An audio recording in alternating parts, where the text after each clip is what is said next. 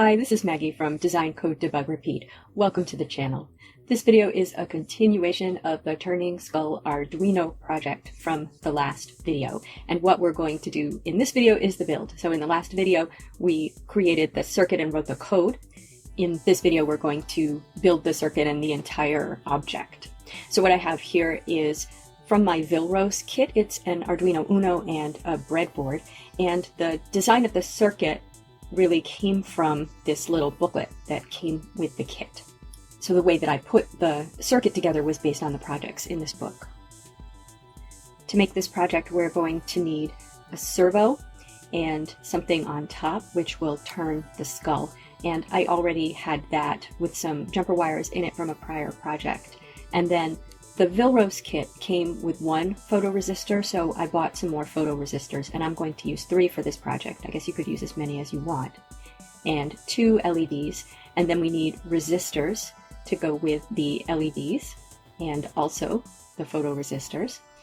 So for the photoresistors, we need 3 resistors, which are 10k ohms, and for the LEDs, 330 ohm resistors. And I am just going to construct this according to the design that I built in Tinkercad. So I'm going to start just by putting the photoresistors in, and there's a sort of a complicated way that these are connected. One foot is connected to the ground, and then on the other foot I have a resistor which is connected to power, and that is also that row where the resistor, the foot of the photoresistor, and the connection to power is, that row also goes to the signal. I'm not putting the signals in first. I'm going to get the components in and then connect over to the Arduino.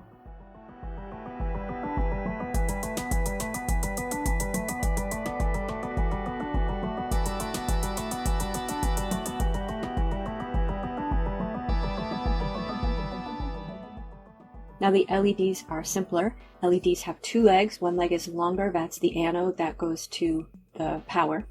The other leg is shorter, that's the cathode, that goes to ground. So I put my LEDs in, and then I connect their resistor in the row with the cathode and then to ground. The row with the anode will go to the Arduino. Once I had the components on the breadboard, I then did the longer jumper wires over to the Arduino. This I felt was just easier to do so that I wasn't getting twisted up in those wires. So the photoresistors are all going to the analog in pins. So I'm putting them into A0, A1, and A2. And this is according to my design and the programming. So they need to go into the correct places for the program to work.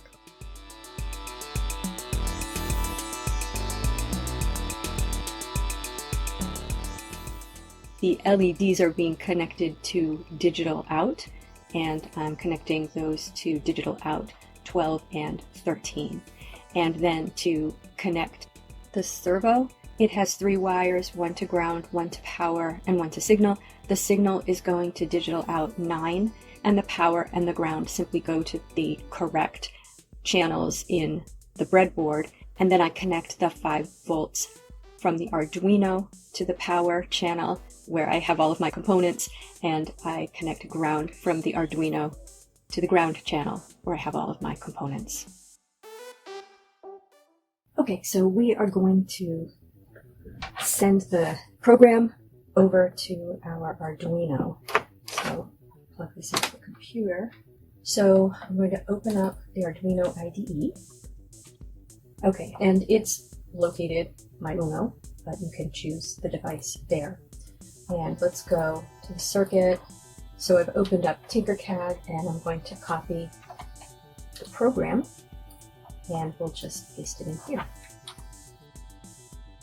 All right, so this will compile the sketch, this check mark, and this arrow compiles it and uploads it to the Arduino. Okay, so kind of freaking out.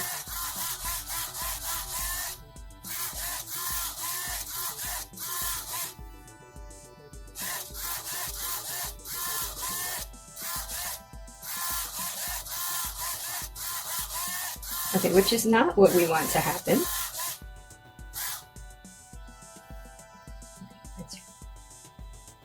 Okay, and now I'm blocking a sensor and nothing's happening. Okay, so I don't know a lot about debugging circuits. I do know about debugging programs. This newer version of the Arduino IDE has a debugger, but I'm not sure that I can use it with the Uno. But there's something called the serial monitor that we can use, and I have an older version of the IDE on my laptop, and I've used the serial monitor before. So in our setup, we say serial begin. It gives you a tip. This is the baud rate. Okay, and then we can use serial.println to see the values in variables. So what I want to know is sort of what's going wrong here. So what I can do is just print out maybe one of these light levels. Just sort of set that aside so I can easily find it. So let's just print light level left. And because I don't want a continuous stream of numbers, we can delay. Let's try it without the delay first, because maybe that will give us some insight. I'm not sure. So let's go ahead and send that to Arduino. And then we're going to click on the serial monitor.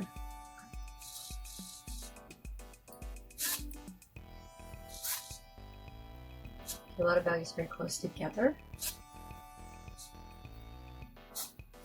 And this is the left lead. I don't think it's this one.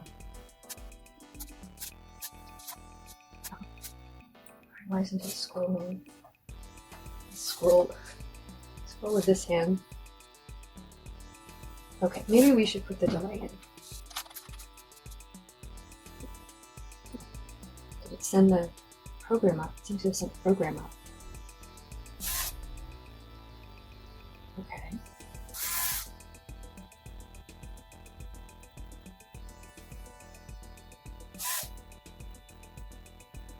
All right. We're going to need more information from the LEDs, and right now we've got a delay of 1,000, and this counter is going up to 6,000. So that's going to take a while. Let's try 6.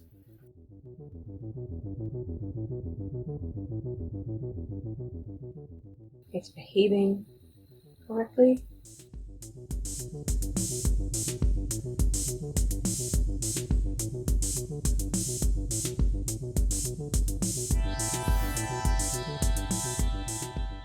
So with the delay in, it seems to behave correctly. Now I, for some reason, have lost the serial monitor, and I'm not sure why. Let me get back. Oh, okay. Okay. I think that first value was 2 values together. So around 5 something. We're only looking at the left one. So now it's 800 something. Back to 5. Okay. So I'm wondering if, because this is an analog input, it's just not changing by enough every time we go through for this to trigger. But with the delay, the 2 readings are separate enough in time that it's built up to the new reading. If that makes sense, I don't know. I don't know. And if you know, if you're experienced with this, tell me, please. But I think if we leave the delay in, we don't need to leave the print line in. And if we leave the delay in, then we'll keep this as a smaller number. I can be closer to seconds then. That this will work. I don't like making a change where I don't fully understand the impact of the change. So when I debug, I figure out exactly what's causing the problem and then adjust the design of the program and the code accordingly. This feels like what we call a kludge, because I found that when I debugged, putting the delay in seemed to change the functionality of the circuit. And I have a theory about why that's true, but I don't know if I can measure it, because when I didn't have the delay in, I wasn't able to see the changes in the values. So because this didn't scroll. So I'm guessing that that's the problem, that they're just changing by such small increments because it's an analog device. but they're changing by such small increments that this code is not getting triggered. And I wouldn't want to make this less sensitive because then it would be too sensitive, I think. But I think this 20 is a good number for now. Well, okay, so I'm going to leave the delay in and leave this value at 6. So that's the program that's on the Arduino right now. And I'm going to try to build it now with the skull and the crystal ball and see if it works in the field. Now that that's working, I'm going to do the build of the actual object. And the first thing it needs is power. The Arduino Uno has a barrel jack and an onboard voltage regulator, according to the specifications. So I believe that I can hook up a 9-volt battery to this and that will be regulated to 5 volts. And so that will work with this circuit that is designed for 5 volts. So I hooked that up and ran my hand over the photoresistors and the eyes lit up. So that seems to work. So I thought I would first try to build this with alligator clips. This is not a project that I really want to be a permanent project. This is my first project, but I don't want to sacrifice my Arduino or really any of my components. I want to build it and then be able to take it apart and reuse the components. Originally, I thought I would do something a little more permanent, but I don't think I want to do that with this project. So I'm going to build it with the jumper wires and alligator clips and electrical tape, and we'll see how that goes. So I need to get all of the components off of the breadboard because the eyes or the LEDs are going to be the eyes of a skull. The servo is going to turn the skull, and I think that that's already far enough off of the breadboard that that will be fine. And the photoresistors are going to be embedded in a box under the skull. So I need to have some wire there so that I can position those. So what I'm going to do is clip alligator clips to jumper wires and then clip the other end of them to the photoresistors and do the same thing with the LEDs. With the LEDs, I'm going to use red and black wires because they have the anodes and the cathode side, and I want to keep those distinct and know what I have. For the photoresistors, I'm going to use the same color wires and alligator clips for each photoresistor so that I can sort of keep track of which wires go with which photoresistor, because those are all treated differently in the programming. So I need to know which one's left, which one's center, and which one's right. Once I had those all off of the board, I confirmed again that everything was still getting a signal.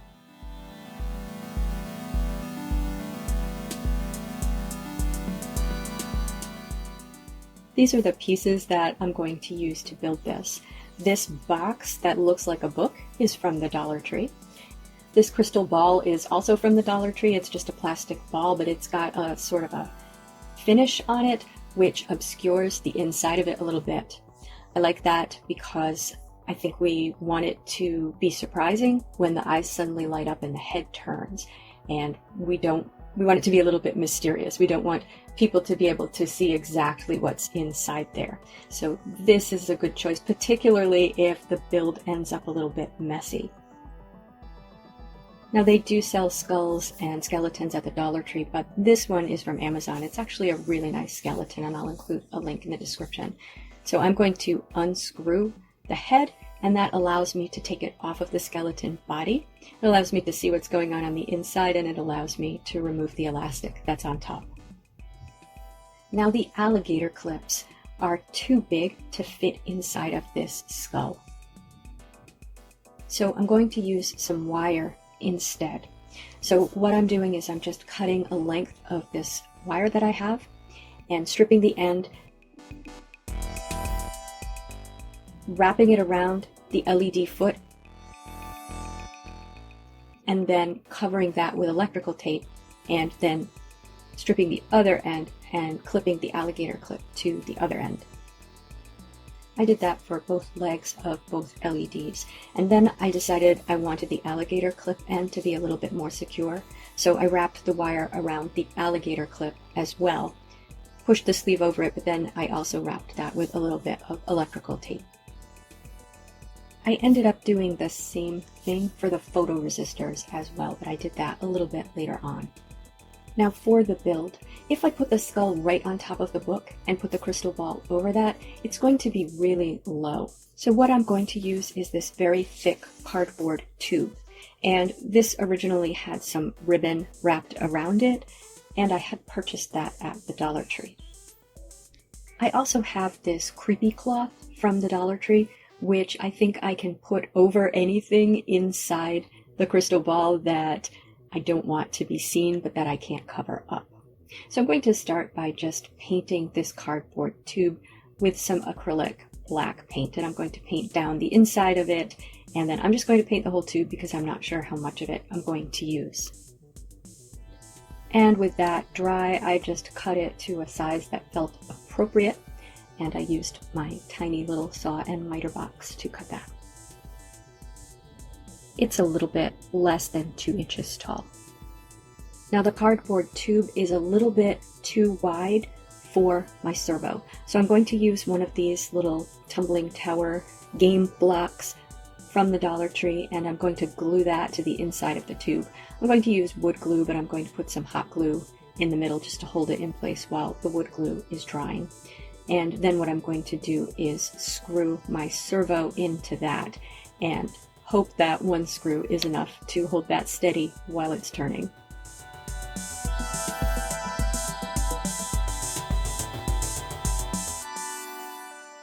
And now it's time to drill a whole lot of holes. So I'm going to drill some holes for the photoresistors in this box. And I like this box. I think it's cute. If I were going to make a permanent prop, I would make my own book that had more of a worn leather look, but I just want to see if I can make this work. So I'm going to drill a hole inside one of the letters. The B is closest to the middle, and hope that that will obscure the photoresistor, and then I'm going to drill holes on either side.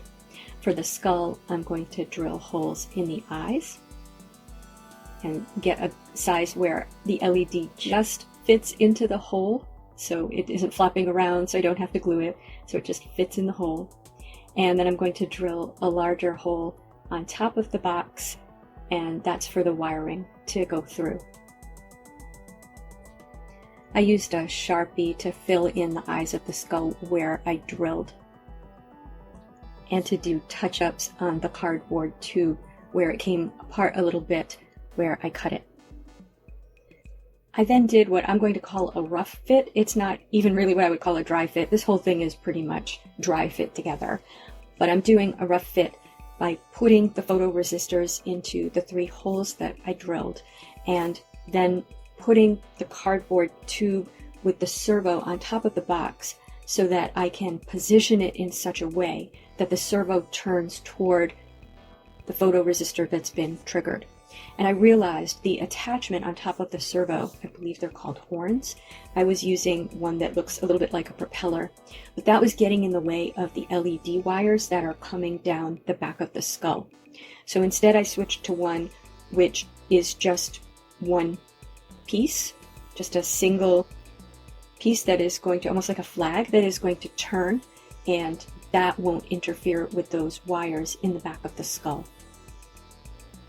So I then played with it, and once I understood the positioning, I marked the tube so I knew where the back of it would be. So that would be the part that I'm going to put toward the back of the book.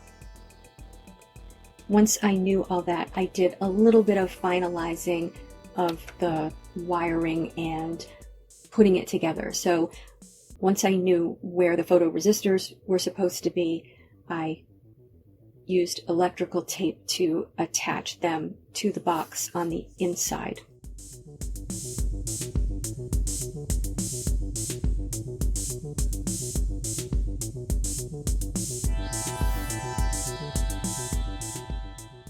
The horn on top of the servo has holes in it, so I drilled a couple of holes in the bottom of the skull, and I just fed a piece of green florist's wire through the skull holes and then through the holes in the horn to attach the skull to the servo.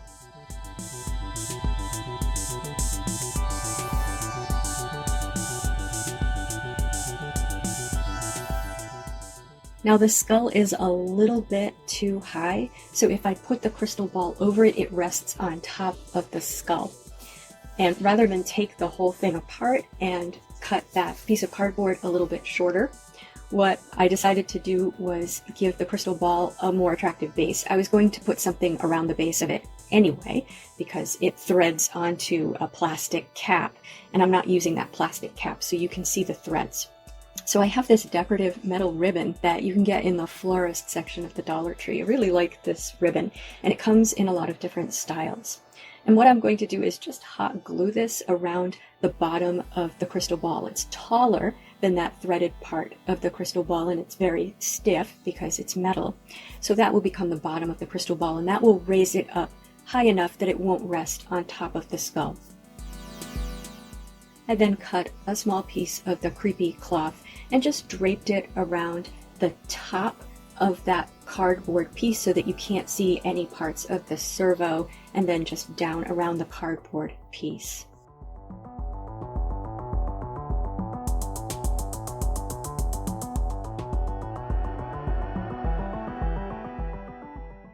And here it is. Now, a few remarks. First of all, the servo is really noisy. So I think what I would really love is for this to play some kind of creepy noise while the servo is turning to disguise that sound. Second, at some point during the wiring, my front photoresistor stopped working, and I tried to fix it a couple of times, but I wasn't able to get it working again without completely taking the whole thing apart. And finally, I'm testing this at night, so I'm using no natural light, just the light from a lamp above, and that really isn't sufficient to trigger these photoresistors as motion detectors, so I really have to put my hand quite close to them to get them to trigger. This worked better before I put it in this location and tried to test it at night. And you might be able to tell for the photoresistor on the left, I'm actually shining a flashlight on it and interrupting that signal with my hand. However, I am very pleased with this as a first Arduino project because it actually works. Now I'm a complete beginner at this. If you aren't, and you've seen some horrible glaring mistakes that I've made, please let me know in the comments. If you have any advice or suggestions for me, please tell me in the comments. Have fun and keep building.